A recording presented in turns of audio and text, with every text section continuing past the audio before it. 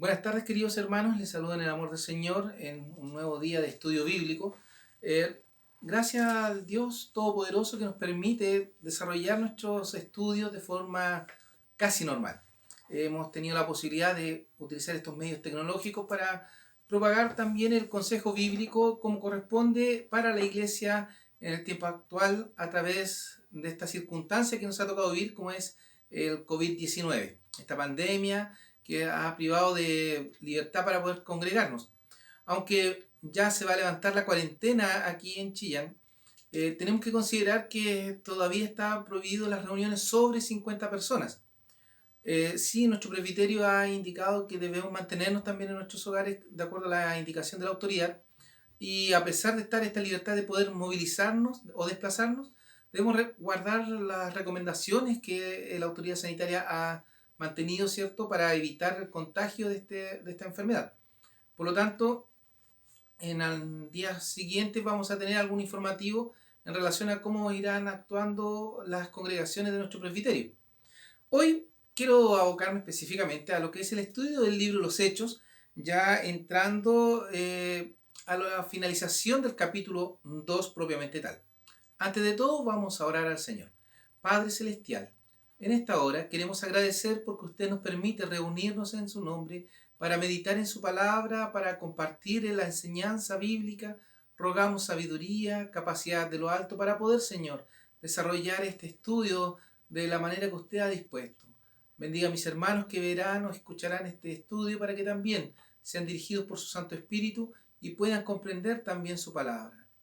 Mueva, Señor, nuestro ser a buscar el conocimiento de su palabra, a meditar en ella y sacar la enseñanza, Señor, que usted da a cada uno de los corazones.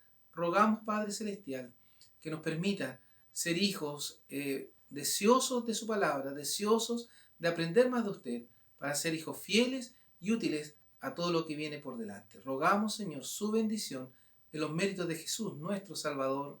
Amén. Hemos estado hablando del libro de los Hechos y ya avanzamos un poco porque vimos todo el trabajo espiritual o el trabajo fuerte del Espíritu Santo en el creyente a través de su efecto o desarrollo en los apóstoles, en este descenso del propio Espíritu en el día de Pentecostés en la iglesia primitiva. Hoy nos abocaremos a Hechos 2, 41 al 47, que dice de la siguiente manera: Así que los que recibieron su palabra fueron bautizados y fueron añadidas a ellos aquel día como 3.000 personas. Y perseveraban en la doctrina de los apóstoles y en la comunión y en el partimiento del pan y en las oraciones. Y toda persona tenía temor, y muchas maravillas y señales eran hechas por los apóstoles. Y todos los que creían estaban juntos y tenían todas las cosas comunes, y vendían las posesiones y las haciendas y repartíanlas a todos como cada uno había menester. Y perseverando unánimes cada día en el templo, y partiendo el pan en las casas, comían juntos con alegría y con sencillez de corazón, alabando a Dios y teniendo gracia con todo el pueblo. Y el Señor añadía cada día a la iglesia los que habían de ser salvos. Hechos 2:41-47 nos relata que Pedro ya estaba finalizando su discurso. Como 3.000 personas aproximadamente se añadieron a este grupo de discípulos aquel día. ¿Qué podemos decir de esto? Que el Espíritu Santo estaba obrando. Cristo era predicado y el Espíritu Santo obraba en los corazones de aquellos que escuchaban la palabra. La verdad que pensaba en esto y analizaba cómo se da este discurso de Pedro y entendía que la disposición a estar en las manos de Dios y no resistir a la voluntad de Dios a través de su Espíritu era la misión de los apóstoles. Ellos se dispusieron a ser utilizados por Dios. No dudaron de cómo iban a ser utilizados. Cada uno de ellos había pasado por distintas experiencias durante el ministerio de Cristo. El mismo apóstol Pedro, recordemos, negó al Señor, se retractó de aquel hecho tan vergonzoso para su vida cristiana y Dios lo volvió a restablecer o restaurar para que fuese un obrero fiel. Aquí se nos muestra que su discurso con palabras que quizás en él no eran habituales, pero el Espíritu Santo obró de tal manera que fue lleno de él y pudo predicar el Evangelio de Cristo. Por eso decía, la disposición a estar en las manos de Dios y no resistir a la voluntad de Él a través de su Espíritu. Es lo que requiere el creyente hoy. No resistirse a la obra del Espíritu Santo en su vida. El Espíritu Santo sigue obrando en los creyentes de distintas formas, pero lo interesante de esto es que no nos resistamos a que Él obre en nosotros. ¿Cómo nos resistimos? Cuando descuidamos la oración, descuidamos la lectura bíblica, descuidamos la asistencia al templo. Ahí estamos dando pie para que el Espíritu Santo no obre en nosotros. Y cuando esto sucede, en muchos casos, como ha ocurrido con muchos creyentes, se alejan del templo, de la iglesia y terminan alejándose de Dios. Aunque muchos se justifican diciendo que mantienen una relación con Dios, difícilmente se pueden edificar a sí mismos. ¿Por qué? Porque requiere mucha disciplina, mucho desarrollo espiritual para lograrlo. Aún los discípulos, ellos preferían estar juntos con otros hermanos en la misma fe para poder desarrollarse y crecer. Entonces iniciamos esta finalización del capítulo 2 con la predicación de Pedro en este discurso tan potente, tan lleno del poder de Dios, donde cerca de 3.000 personas se añadieron a ellos, se convirtieron a la fe en Cristo. Y vemos aquí cómo el Espíritu obraba cuando Cristo era predicado. Y este era el centro de la predicación, el Señor Jesucristo. Podemos decir que Pedro fue utilizado por el Espíritu Santo y él estaba preparado para ello. Lo que decía anteriormente, ¿estamos nosotros preparados para que el Espíritu Santo obre en nosotros? Es algo que debemos considerar, ya que muchas veces nuestro nivel espiritual deja mucho que desear y obviamente va a ser más difícil que veamos obrar al Espíritu Santo en nosotros. Debemos estar preparados y esto requiere disciplina. Estaba con los hermanos Pedro en oración y ruego, esperando la dirección del Señor. Pedro fue utilizado por el Espíritu Santo y él estaba preparado para ello. ¿Cómo? Como lo vamos a ver a continuación en Hechos 1:14. Todos estos perseveraban unánimes en oración y ruego con las mujeres y con María, la madre de Jesús, y con sus hermanos. Como nos dice el pasaje, todos estos perseveraban unánimes. Y ahí estaba Pedro. Todos juntos. La mejor forma de estar preparados para recibir el Espíritu era estar con la iglesia. Difícilmente vamos a ver que el Espíritu se manifieste o que nuestra vida esté preparada para recibir la dirección del Espíritu Santo si no estamos en comunión con otros creyentes.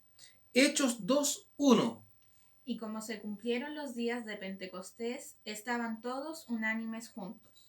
Nuevamente aquí la palabra del Señor nos indica que estaban todos juntos, esperando la venida del Espíritu de Dios. Cuán maravilloso es cuando nosotros nos preparamos para que el Señor obre en nuestras vidas. Y es ahí el llamado también en esta jornada, donde nosotros tenemos que estar preparados para que Dios obre en nosotros a través de su Espíritu. Por eso tenemos que estar, ¿cierto?, apercibidos. El llamado de Pedro era a no burlarse, porque muchos se burlaron de los discípulos y decían que estaban llenos de vino, sino a considerar el porqué de lo que estaba sucediendo. Y a la gente que estaba ahí les decía: varones judíos y todos los que habitáis en Jerusalén, esto os sea notorio y oíd mis palabras, porque estos no están borrachos como vosotros pensáis, siendo la hora tercia del día. Ellos no estaban borrachos, ellos estaban esperando el Espíritu Santo y fueron utilizados por él. El llamado de Pedro entonces era no burlarse, sino a considerar qué estaba sucediendo. ¿Con qué ojo nosotros vemos el actuar de Dios en nuestra vida? Hoy seguramente a través de esta pandemia, de esta cuarentena, de esta situación de salud, nuestros ojos pueden estar pensando, pero ¿qué hace Dios en medio de esto? ¿Por qué permite que su iglesia padezca esta situación? Es importante mejor decir ¿por qué o para qué? ¿Para qué Dios está permitiendo esto? ¿Será para fortalecer nuestra vida espiritual? ¿Será para que seamos testimonio de Dios en nuestros hogares? ¿Será para que motivemos a nuestra familia a la adoración de Dios es algo que tenemos que sacar en concreto una vez que pase toda esta pandemia. La palabra de Dios se estaba cumpliendo delante de ellos. Fue lo que relataba Pedro en este discurso. Sed salvos de esta perversa generación. Esta era la frase que buscaba acercar la salvación en Cristo a los oyentes. Y es una frase que vamos a considerar más adelante. Sed salvos de esta perversa generación. Quizás esta era la frase que impactaba en los corazones. ¿De qué queremos ser salvos? ¿De qué queremos huir?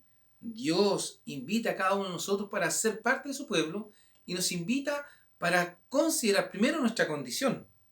La predicación del Evangelio es a través del amor de Dios en Cristo Jesús, pero mostrando la condición del hombre. La salvación se produce por el acto maravilloso de Cristo en la cruz, por su resurrección. Pero no podemos dejar de decir cuál es la condición del hombre de la cual tiene que huir. Porque el hombre tiene que reconocer su condición pecaminosa y pedir a Dios que le ayude a salir de ella. Más aún, el hombre seguirá luchando para no volver a caer en esta costumbre, en esta condición. A continuación, Hechos 2:42 escucharemos. Y perseveraban en la doctrina de los apóstoles y en la comunión y en el partimiento del pan y en las oraciones. Y perseveraban en la doctrina de los apóstoles. ¿Qué nos quiere decir esto? Que se mantenían firmes, escuchaban con atención las enseñanzas de los apóstoles. Cuando nosotros leemos el pasaje y perseveraban en la doctrina de los apóstoles, nos dice esto, que se mantenían firmes en lo que habían escuchado. Que lo que escuchaban lo hacían con atención, pendientes, preocupados de recibir y de no descuidar. Quizás eso es lo que le falta hoy a la iglesia de Cristo. Preocuparse de entender la enseñanza, preocuparse de escuchar la enseñanza. Muchas veces decimos, ¿por qué no crezco? Si nos basta solamente con un par de horas en la escuela dominical o leer una vez a la semana la Biblia. Entender la palabra de Dios involucra un estudio permanente de las Escrituras, de la oración, un servicio, un trabajo constante de vida cristiana con otros creyentes. La enseñanza era sobre Cristo y su palabra, las profecías del Antiguo Testamento y su cumplimiento en Cristo. Esta era la doctrina que enseñaban los apóstoles. Y todos los que escuchaban se mantenían firmes, no dudaban de aquello. Y ponían mucha atención y las aplicaban a su vida cotidiana. Cabe señalar que la iglesia apostólica fue una iglesia que creció muy rápidamente. Fue efectiva, lamentablemente por la persecución, pero como cada uno de los creyentes que eran desplazados llevaban en su corazón la palabra escrita a fuego. ¿Por qué? Porque aprendieron directamente los apóstoles y lo que aprendieron lo utilizaron para enseñar a otros. Por eso es necesario acudir a la Escritura. Por eso es necesario aprender de ella, buscar los estudios bíblicos, buscar la oración. Algo que hoy por hoy está quedando de lado. Por cierto, siempre buscaban escuchar. No era algo esporádico, sino permanente. Todos los días posibles, la iglesia buscaba escuchar a los apóstoles. Por eso se congregaban y se juntaban. La doctrina de los apóstoles contiene una fe, un cuerpo, un espíritu, un Señor, un Padre y un bautismo.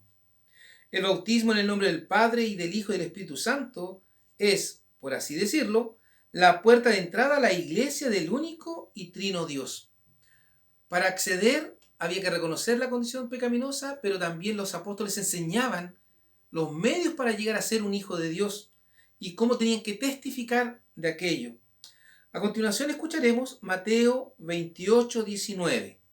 Por tanto, id y doctrinad a todos los gentiles, bautizándolos en el nombre del Padre, y del Hijo, y del Espíritu Santo. El mandato del Señor, la gran comisión como la conocemos también. Por lo tanto, id y bautizad a todos los gentiles, en el nombre del Padre, del Hijo y del Espíritu Santo, después de haber sido enseñados, porque también se refiere en ese mismo contexto, doctrinándoles, enseñándoles la doctrina, la palabra. ¿Qué nos dice primero a los Corintios 12:13? Porque por un espíritu somos todos bautizados en un cuerpo, ora judíos o griegos, ora siervos o libres, y todos hemos bebido de un mismo espíritu. Pablo le escribe a la iglesia de Corinto mostrando la unidad en este espíritu, la unidad en Dios, en su amor. Por eso es interesante cómo la iglesia que se iba convirtiendo, o las personas que se iban convirtiendo, pasaban a ser parte de este cuerpo de la iglesia, y juntos buscaban presurosamente aprender la palabra, para no estar débiles, sino para estar firmes en la fe. A continuación, vamos a detallar el segundo punto, en realidad, de este pasaje, que participaban juntos y perseveraban en la doctrina de los apóstoles y en la comunión. ¿Qué era la comunión? La comunión es la comunidad de personas que profesan una misma religión. En esta comunión, la comunión verdadera es algo que solamente las personas en quienes habita el Espíritu Santo pueden experimentar. Aquí no nadie más que aquellos que han recibido a Cristo como Salvador pueden experimentar la comunión. Dos personas pueden socializar y eso lo hace todo el mundo, pero solo los cristianos pueden tener comunión, porque esa la da el Espíritu Santo. A continuación leeremos algunos textos que nos hacen relación a esto. Primero, Hebreos 10, 24 y 25. Y considerémonos los unos a los otros para provocarnos al amor y a las buenas obras, no dejando nuestra congregación como algunos tienen por costumbre, mas exhortándonos, y tanto más cuando veis que aquel día se acerca. Aquí encontramos cómo la palabra del Señor nos invita, nos insta a estar en la congregación. Y no dejándola como algunos la tienen por costumbre, sino que esforzándonos a estar en comunión con la iglesia, en comunión con el cuerpo de creyentes en Jesucristo. Si bien es cierto, nosotros, muchos dicen, estamos en el mundo, pero no somos del mundo. ¿Por qué? Porque tenemos que buscar las cosas espirituales y la comunión da aquellas cosas espirituales. Romanos 12, 4 y 5. Porque de la manera en que en un cuerpo tenemos muchos miembros, empero todos los miembros no tienen la misma operación.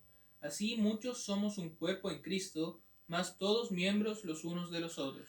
Aquí vemos cómo este grupo de creyentes que está en comunión se apoya mutuamente, porque hay un cuerpo que es Cristo, más muchos miembros, y ahí estamos nosotros los hijos de Dios, colaborando al otro para que este cuerpo pueda funcionar. Por eso es tan importante la comunión del cuerpo de Cristo, por eso es tan importante que nos congreguemos en el templo. Cuando está la oportunidad, no desaprovechemos las instancias que se dan, como misión, como congregación particular, como iglesia local, a reunir al cuerpo de creyentes. En el tiempo de oración, en el tiempo de estudio bíblico, los distintos departamentos de la iglesia son instancias para la edificación, para el crecimiento, para el fortalecimiento de nuestra vida espiritual. Muchos lamentablemente se conforman con simplemente acudir el día domingo en la mañana a la actividad de la iglesia o a la actividad de la tarde del día domingo, descuidando profundamente su desarrollo espiritual. Primera a los Corintios 1:10. Os ruego pues, hermanos, por el nombre de nuestro Señor Jesucristo, que habléis todos una misma cosa, y que no haya entre vosotros disensiones, antes seáis perfectamente unidos en una misma mente y en un mismo parecer. Aquí Pablo nuevamente nos muestra cómo tenemos que estar unidos, teniendo un mismo sentir, un mismo parecer, hablar lo mismo. Eso difícilmente se puede hacer con alguien que no es creyente, porque nuestra prioridad debe ser lo espiritual. Nuestra prioridad debe ser el desarrollo que nos une a Dios, no la parte social. Aún muchos dicen que la parte social es importante. lo importante, lo primordial es el desarrollo espiritual, queridos hermanos. Espiritualmente debemos desarrollarnos. La vida social no nos lleva a ello, pero la comunión con otros creyentes, la comunión con aquellos que son salvados por la sangre preciosa de Cristo, nos permite fortalecernos. Si bien es cierto, necesitamos comunicarnos con personas para predicarles el Evangelio, es una cosa, pero para mi fortalecimiento tengo que estar en comunión con los creyentes. Primera de Pedro 3:8. Y finalmente, sed todos de un mismo corazón, compasivos, amándoos fraternalmente, misericordiosos, amigables. Y finalmente dice Pedro, sed todos de un mismo corazón. De un mismo corazón. O sea, que los sentimientos, lo que pensamos, sea similar, igual, dedicado, dirigido a Dios por Dios. Que Él sea el que mueva nuestra vida. Tenemos entonces que la comunión verdadera es algo que solamente se manifiesta entre creyentes en Jesucristo. Lo demás es socializar, algo que en realidad lo realiza todo el mundo. La comunión nos permite crecer, fortalecer nuestra vida cristiana. Debiéramos desear estar siempre con nuestros hermanos, compartir, tener amistad.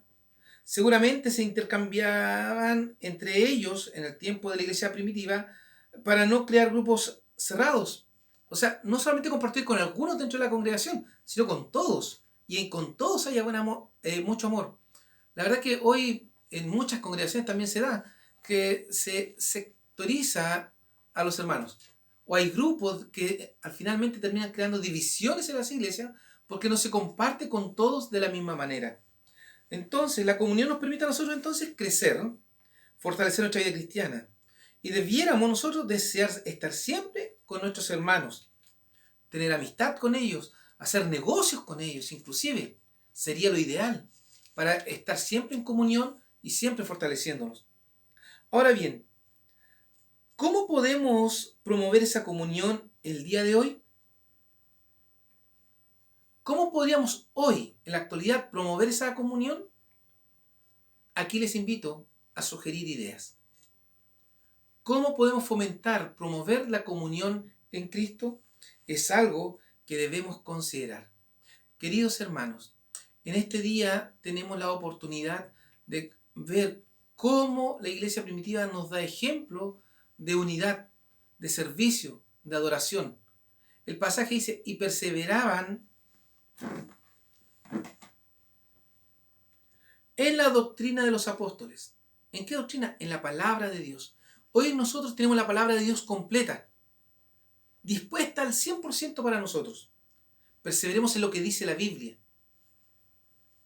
Ahora bien, si no entiendo, tengo que buscar a alguien que me enseñe. Y ahí es donde aparece la iglesia. La iglesia, usted es asociado a una iglesia determinada, vaya, congréguese para recibir instrucción. Perseveraban en la doctrina, perseveraban en la comunión. Esta comunión que se da solamente entre creyentes. ¿Cómo está esa comunión? ¿Conoce a los hermanos de su congregación? ¿Conoce a los hermanos que asisten a su iglesia? ¿Sabe cuáles son los necesitados en ella? ¿Sabe quién necesita ayuda? ¿Quién necesita amor? ¿Quién necesita conversar de aquellos? ¿Sabe quiénes son los ancianos de la iglesia? Me refiero a las personas mayores de edad, aquellas que necesitan conversar, atención especial. Un sinnúmero de cosas que tenemos que hoy aprender. Por lo tanto, en el día de hoy, la invitación es a perseverar en la doctrina, estudiar la palabra de Dios y a estar en comunión. Dos palabras que son claves en el desarrollo de la iglesia. La tarea, sugerir ideas en cómo podemos promover la comunión entre los creyentes. ¿A qué nivel podríamos decir que está? Es momento de atender aquello. Queridos hermanos, en este tiempo el Señor nos invita a desarrollar nuestra vida cristiana. Orar. Nos invita a estudiar su palabra, para que cuando volvamos a encontrarnos en el templo, podamos disfrutar de la perfecta comunión con los santos. Les invito cariñosamente a no desmayar y a seguir fieles al Señor. Vamos a orar. Padre Celestial, agradecemos nuevamente esta bella oportunidad que nos ha dado para meditar en su palabra, para ser instruidos a través de ella. Utilice, Señor, todo lo que está en nuestro medio para edificarnos. Que su Santo Espíritu nos abra el entendimiento y el corazón para poder comprender su palabra. Que no desmayemos, Señor, ante la dificultad, ante la inseguridad, para que seamos fortalecidos a través del consejo de su palabra. Hoy, Señor, a través de este medio, queremos pregonar, dar a conocer lo que su palabra nos enseña. Permita que cada uno de los creyentes pueda utilizarlo, Señor. Que no lo descuiden, que saquen provecho al máximo de todas las instancias que usted nos está dando para ser fortalecidos espiritualmente. Dios Santo, cuide de su iglesia y permítanos prepararnos para ese momento en que usted nos dará la oportunidad de volver a encontrarnos en el templo. Rogamos que usted bendiga a nuestro país, al mundo entero, a los creyentes que están pasando por momentos difíciles. Agradecidos, Señor, porque usted ya ha obrado en varios de nuestros hermanos, dándoles la recuperación de esta situación de salud. Permita, Señor, que lo que viene por delante también sea dirigido por usted para su honra y su gloria y para beneficio de su pueblo. Lo rogamos en los méritos de Cristo Jesús, nuestro Salvador. Amén.